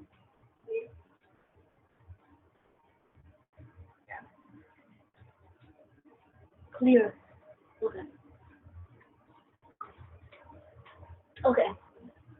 I don't understand clear, so okay. I'll move on to the next one. Oh, there's something amazing one. Oh, thank you. Thank you so much. Okay, we move on to the next one. Law of pain. Now, uh, there were two examples of people losing in plane hijacks. There was this female called Cheryl. Good as the face. Thank you. Intentions good as the face. Okay. There is a female called Cheryl, and she lost her husband in a 911 attack. And people were asking her, "Where's Tom?" and "What happened?" And then she got a call from the people from the airport. I think Air Force maybe. She got a call. She's like, her husband was lost because he was the co-pilot in the plane. So what did Cheryl do? There were a lot of people calling in the funeral. She supported her kids. She was so strong because that's how it is. In the law of pain, it's like sometimes the pain is unimaginable. You never be able to control that. The loss of a person who's dead, a person who's stayed here, a person who's so close, relationships, for example, divorces, kids being separated from their parents, wars and trauma and accidents and disabilities and liabilities and all those things, they kind of close themselves. And this law of pain, the pain is unimaginable. Yes, no pain is like, yes, it's very easy. Every pain has its categories, has degrees, it has its, levels. And those painful moments are unimaginable for them. Nobody loves pain. Nobody goes like, oh, I want pain. It happens for a reason. It's an uncontrollable situation, which is what you call destiny. And everybody has them. Nobody in this world we get to meet and say, I never had pain. I never had a problem. I never lost parents. I never lost something. It is there. It's destined to happen. In that time, people usually have post-traumatic stress disorder, which takes 3 months to not able to sleep, not able to continue their life, they're not able to control their life, they have concentration difficulties, they're not able to be accessible, and somehow that pain kind of circulates around them and the people around them. It affects their work. For example, when I had a painful experience, any painful experience, it kind of reflects on my personality. It kind of reflects on your personality at your workplace. Cheryl, the woman who lost her husband in that plane hijacking, she had this thing. It was mentioned in the John Maxwell book as well, so you can read about it, more about it. She took a strong stand, and she kind of faced those people. She remarried, and she's happy now. And that kind of relates to all those people. We have a lot of plane crashes. We have a lot of car crashes. We have a lot of people who we lose in accidents. And it's never the same. My friend, she lost her husband in a plane crash. She was never the same. She was pregnant at the time, and it was difficult. She was newly married and pregnant, and it was a difficult time for her. And nobody can imagine the devastating moments for her because this is what she faced. But did she kill herself? Did she become a person who's like in her inner self? No. She lived her life, and we all have to, in one way or the other, we have to leave and let it go. We have to let go of the painful situation because this is how life is. If you keep on clinging onto those painful moments, it's gonna bring more pain, and you will never be able to go out of that. So live your life at the end of the comfort zone. Because if you don't bend at the road bends, your life will end. And that's the name of poetry. So that was mine. It's not done. So moving on. Now there are people who are like who moved my cheese. Those mice who want to stay and wait for the cheese which never came. Or there are mice who moved ahead and found rather wonderful yummy cheese. And that makes me so hungry and makes you guys hungry as well. I'm so lucky everybody can eat right now, and I can. So there was a farmer who used to live in a flooding land in a valley, and he used to have a lot of water downpouring, floods, and everything.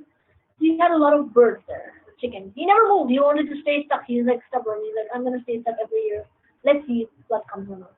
On that let's see situation, what happened one day, the flood came, and most of his chickens drowned, and he did not have a choice except to bury them and do nothing. So his wife came up, and she said a very simple, nice thing: buy ducks. You're not ruined. Buy something which can float in the water. So when you have life challenges, eat cakes. So that was this. I don't know. It was this. I don't know, some queen or some princess who mentioned that we don't have beef, so she said, "Why don't you eat cake?" So, eating cake. So it's like when life gives you lemons, make lemon juice. If it gives you oranges, make orange juice, and succeed in your life. Giving and getting the opportunity that you have, gaining the momentum from the speed that the God or the life has given you. So buy ducks and bend in the road. So if you don't bend from the bend in the road, your life will end. So make sure you don't have that accident on the road. So I'm being very, I don't know, full of what do you call it, violation and violence. Moving on, we have the next one, which is inevitable. Now, people lose their jobs and people face life circumstances, financial issues. They're not able to pursue anything in their life. They're not able to get a job. They're not able to, but they don't stop trying. And in fact, they have great, our grandfathers and my father, in fact, he has a lot of great stories that he said. We moved from India to Pakistan and he had a lot of stories to tell. Like we lost our whole castle or whatever, and then we struggled and we had to work doing our studies. And then we came to Saudi Arabia, we had a lot of things to do. And somehow it's fun. You get irritated by them, but it's fun because that's the sign of their struggle. And even when people come to me, sometimes they come to me for the consultation for mood talks, and they go like, "We have wrinkles here," and it's like, yeah. And some people are like, "Oh, these are signs of aging." They tell us we have experienced a lot of struggle. So the inevitable is inevitable. You cannot change it. You cannot evict it. You cannot do anything about it. But what you can do is your attitude, is your never giving up. Because if you give up, your life will end. You will be a walking zombie who doesn't feed on people for himself. Or maybe you feed on people because that's what zombies do. They have the energy, the negative energy. And and sometimes it's like we have those friends who like I have a friend in fact, I should not say that, but I have a friend who chat.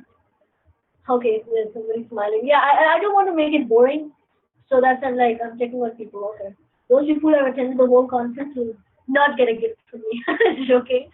You'll learn a lot, so that's a good gift. Anyway, so there's like a friend of mine who's like in a bad relationship. She's always like this.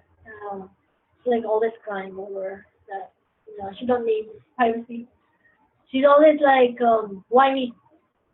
Why does he do this to me? Why does my life become like this? Go ahead. Stop it. Just go ahead with your life. Begin a new life. Forget what's wrong that's happened with you. Even I have to kind of motivate myself. Go ahead. When it comes back. Go ahead, come back. The hauntings, the nightmares. Not the. I'm talking about haunting the nightmares. I'm talking about bad experiences in life. They kind of, hit me in the face again and again. But you just have to like clear the fog. You just have to make sure that whenever something's happening, just clear the fog and see the sunshine, and that's your way out.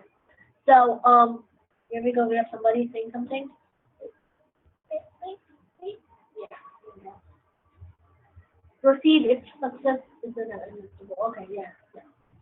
Success is inevitable. I need to know who the sixth figure is, though. It's like I'm intrigued. Is it one of my friends or no? Okay. So the thing is that some people are so busy crying in themselves that they don't see which door is open. When one door closes, the other door always opens.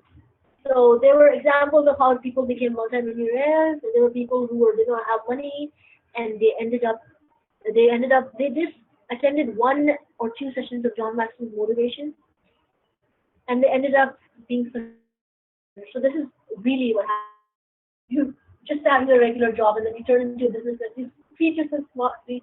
You do not demotivate yourself. And if you really, really, really, really want, and you really, really want to make sure somebody changes. I hope from this lecture today or whatever I'm even the motivation speech or whatever even a talk you may call it, I hope to change a life. I hope that I can make a difference so that when your grandparents, I'm sorry, your grandchildren talk about something, you say, ah, because bus it to a lecture or something like that. So I hope that I can make such a difference in everybody's life. So whenever we move on, we say, why me, why me? We kind of cry, we become a cry baby, we're crying over spilled milk. So what we can do is either wash or soak the spilled milk and get another one, or either change the way you spill your milk. So that's the best way that you can change. You can change yourself. You can build a better future because crying is only an excuse to stop paying your success from knocking your door. So yeah, you want to influence others. Okay, how will you influence it? You will never influence it by crying. You have to get up. You have to grow. Read books. They're the best friends that you can have. You can have a book with you when you're sleeping. You can have a book. In fact, when I was in the medical college, I used to bring books to a wedding too, and everybody used to be so irritated. I was like not a nerd, but I used to like in case I get bored, I have a book to read. Buy a book when you're traveling. Traveling can give you good experiences. It can make you with your family, build that connection, and go and meet new people. See how people strive. See how people get motivated. See what people want in their life. And this is how your personal growth is because you learn by a lot of things. You will travel, go give charity. If you want, visit hospitals, see the sick people. Go even visit a grave because you will know that life ends there. And before the last tick of your breath comes, achieve something. Do something that you want to do. Because when they say, it's even in the movies, I don't know if it happens or no, but it says when you're in the last breath, you're breathing your last. Remember this last 7 minutes. I think 7 minutes for the brain to die. So you kind of remember and recollect everything that's going on. Even when everyone felt really, really sick once, and what happened was I remembered all the moments that I was like, I'm dying. I wish I could have seen that. And I came back alive. So I was like, okay, I still have a chance. So before that happens to you, live your life, have a personal growth, because my life may be interesting for me. Your life may be more interesting than mine, in fact. So whatever you've learned, just write it down. Have a book of yours. Build a personal rapport with people. Make your own diary. You may be the next J.K. Rowling. You may be the next champion. You may be the next Messi. You never know. You never tried. And somehow we say that everything ambitious that is there for life is for youngsters, for people who are really young, who are ambitious. You're too old. No, you never know. You never know. John Maxwell 70 years now, and he's still on the top. He's still writing his books. He never gave up. Until your mind's working, until your heart's working, or your breath's working, you can still live because life is given to you for achieving things. So have your own personal growth. Do whatever you want to do. I still want to be a lawyer, and I want to do a lot of things in my life, but somehow there are a lot of ambitions still left. So I still think that if you write a list, maybe you can write a list after the session, or maybe you can share it with me, whatever you want to do with your life. What's stopping you? Nothing's stopping you. Everything that you have in your life, you can still go on and move forward. So if nothing moves you, at least move yourself. Don't be a mouse chained to the corner. Oh, by the way, that I even remembered an example is that there was this horse. There was this picture on Facebook, which is very famous. That there's a horse that's tied to the chair, and then that chair. Then sometimes he's so used to being tied to the chair that when you kind of let the ropes loose, he's so tight because that's how your mind is. You get so used to being in that routine and trapped that the mind mapping or whatever that's so limited that you cannot go forward. And if you want to go forward, you need to release that chain. Sometimes the chain is in your head. So yeah, live usefully. There are some people that I know, a lot of people. I cannot name them. Maybe my relatives will see them. So I mean, I mean, see this, so they're gonna create a problem. But there's a lot of people. There's people in life that they suppose that they're living so much. I have this. I have a Lamborghini. I have a huge mansion, and they're not really ready to like share with other people. And there are people who are boasting about what is done in life because they have a lot of money.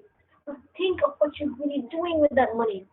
If you're investing in yourself, you're not really investing in anything. If you're not really doing anything for the society, if you've done something for people out of goodwill, spirit, with full spirit, with full goodwill, with your heart, with your emotions, then really you have lived a life peacefully. Because living a life doesn't mean that you have a big mansion and you can show off and travel over the world and have the best, attend the best contests or, sorry, conferences, contests, or concerts, or anything in your life, or you're a big doctor, that's it. No, you have something else in your life. It's much more than that. Life is like so deep that it will take you a lot of time to discover who you really are. So when you're discovering that depthness, be like a river. Be like a river. The river, a reservoir is staying right there. It has a lot of diseases. It is story. It has the good. It has the bad. Be a river which flows and which has all the channels coming through, all the territorial water coming through.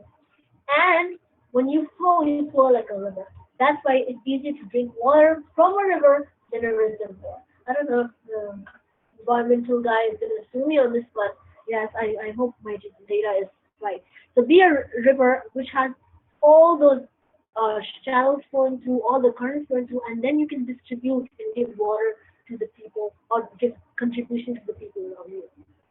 So be a river, don't stay stagnant, don't stay in one process because your life is going to be so dull, believe me. And if you want to influence others, do not act selfish. That's the best thing that you can do. So when you talk about be grateful, you need to be grateful. You're living, you're alive, you're just there, and people are looking at you. I have eyes, you have eyes. You're listening to me. Your ears, you have that capability. You have the senses, with the five senses in which you can really, really respond and be yourself. You're a human being. So be grateful. Don't take it for granted. You never know what will be snatched. So be ready for the next future where you can suffer from absolutely everything in life.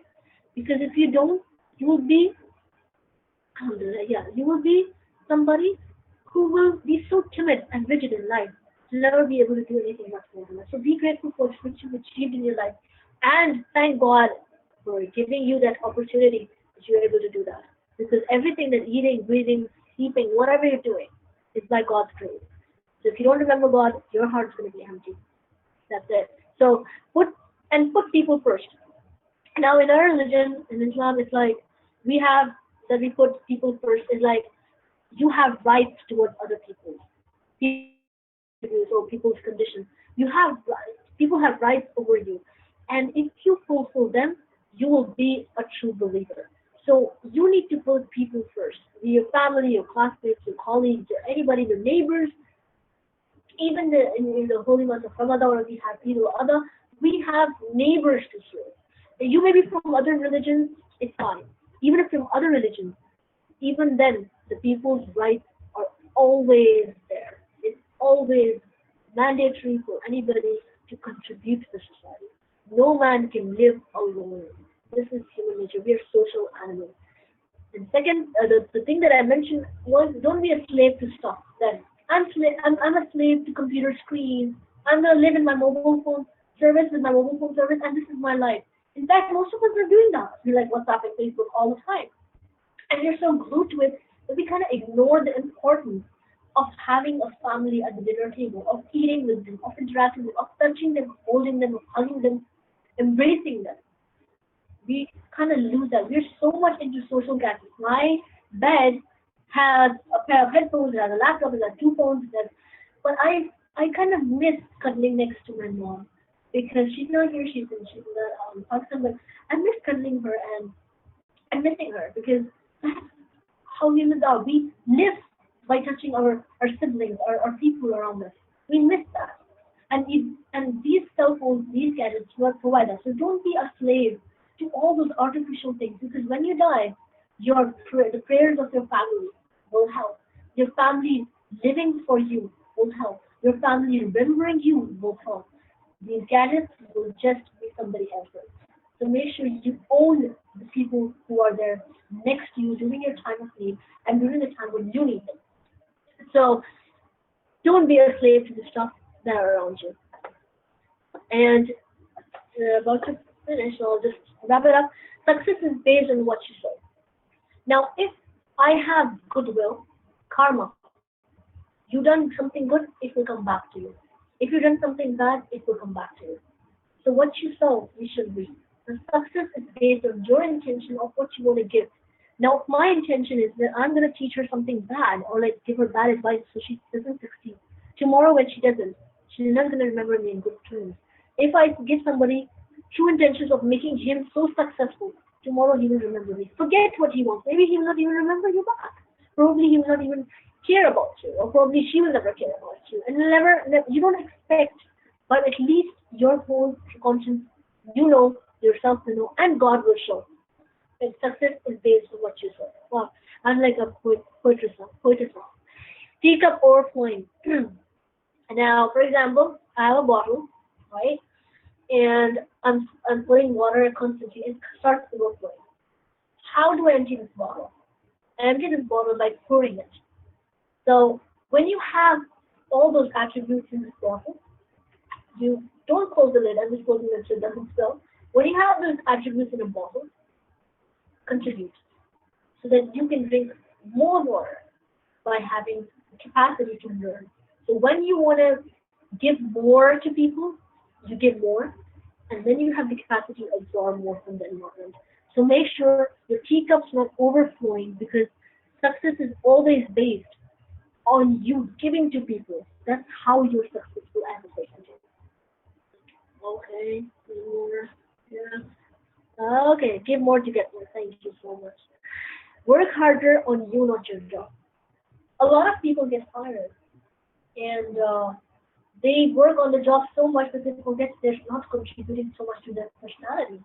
You need to contribute to what you have achieved because jobs will keep on coming.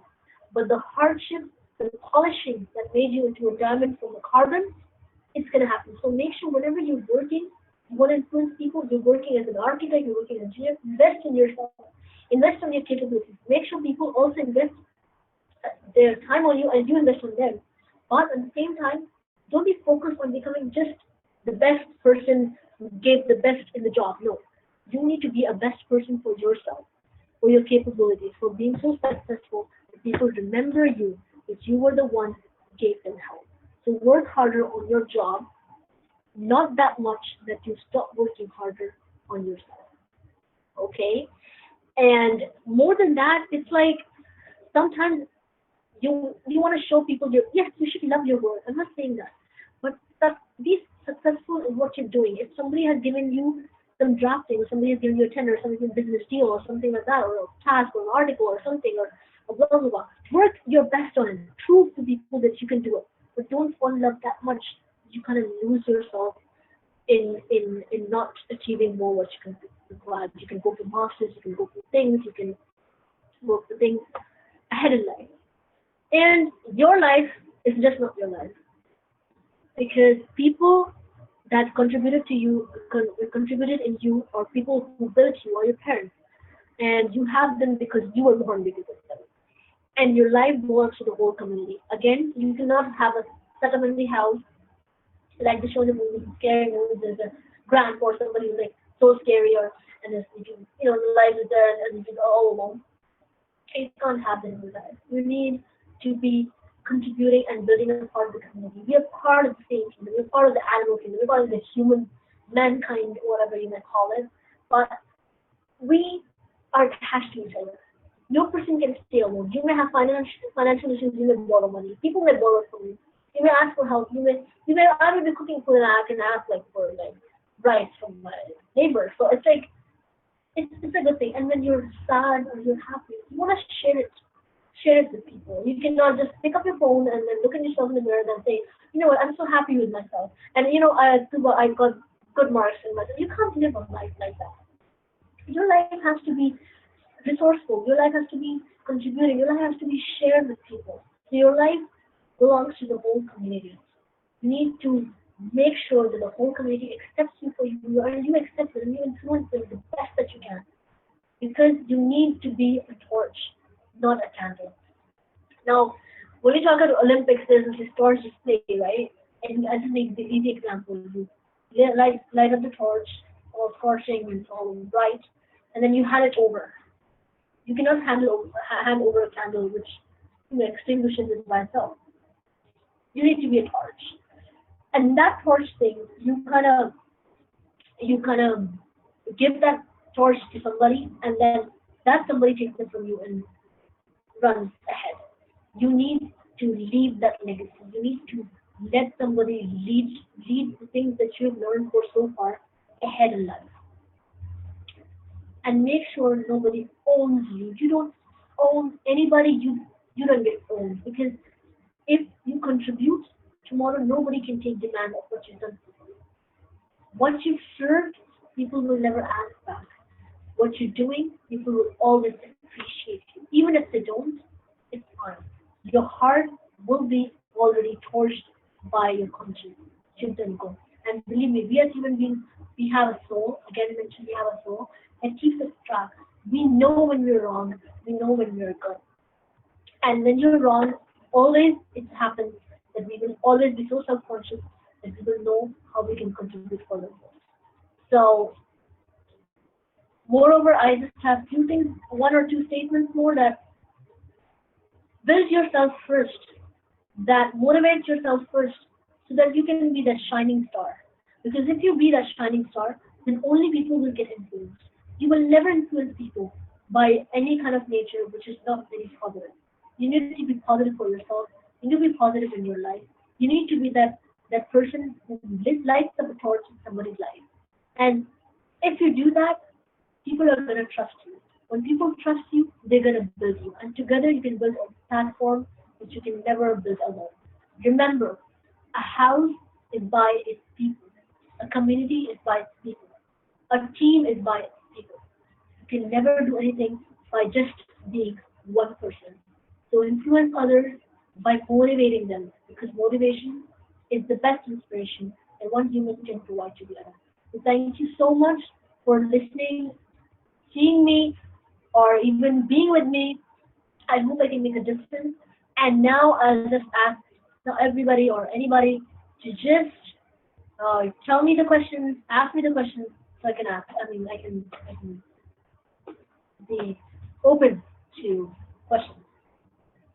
Thank you so much. Yeah, thank you. Any questions? Questions?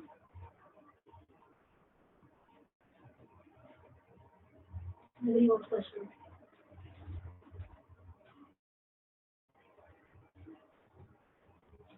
Father, you want to ask questions?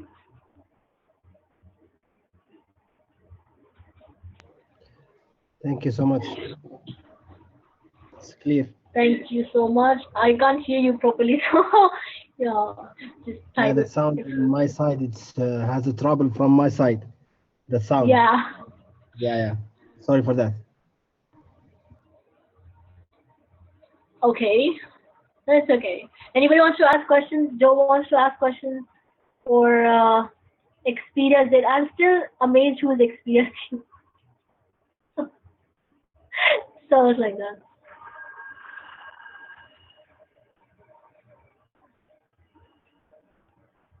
Yeah. Fine. Yes. Anybody? No questions? Nobody wants questions? Everybody's like so motivated now. They're going to influence everybody.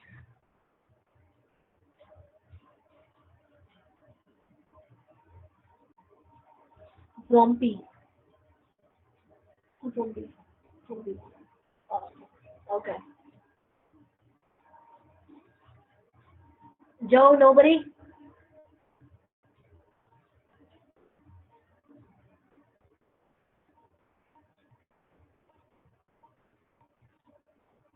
Nobody, nobody?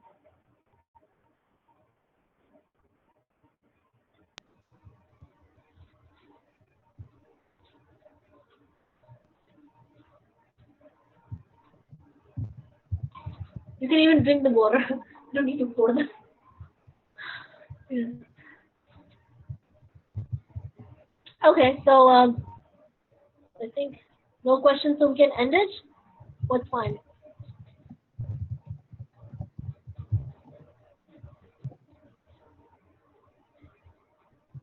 You can write Joe. We can reach you. How? Okay. We can how to reach. Okay. Sure. Okay. Sure. I'm reachable. It's easy. You can write me. You can write. My Facebook is TUBA space KAHN, not KHAN, and I'm available by the name of Knowledge Hub or Tuba Khan, or you can reach to me for at www.drtubakhan.com. It's easy. I'll type it here. It's very easy. All panelists, you can reach me here. This is my website, and Facebook is Tuba KHN Facebook. So you can reach to me, and you can stay tuned. And if you like, give me a positive feedback. If you don't like it, give me a negative one. It's fine. We all learn from our mistakes. It's been a pleasure that you guys, and thank you so much, Father, for having given me this opportunity. I hope I motivated people. If I did not, give me your feedback so I learn more, because you learn by doing. Thank you so much, Dr. Toba. Thank you, Thank thank you. you, thank you, thank you. No problem. We appreciate your time. We really appreciate your time. And to all people who came to this class, to this seminar, thank you so much for coming. And we really appreciate your time as well. This webinar is already just uploaded in our channel in YouTube, and you can review it. You can download it. You can ask Dr. Toba. You can Okay. contact her website. She is more welcome to help you because she's value is to add value to you. Thank you so much. Thank you so much, Dr. Toba, and see Thank you you so soon. much. Thank Thank you you so so much. much. Now we Thank you so close. much. سبحانك اللهم وبحمدك لا إله إلا أنت نستغفرك ونتوب إليك. Thank you so much, Dr. Toba. Thank you so much. See Take care. Thanks. you later إن شاء الله. جزاك الله خير. السلام See عليكم. you. Inshallah. That's all. السلام عليكم.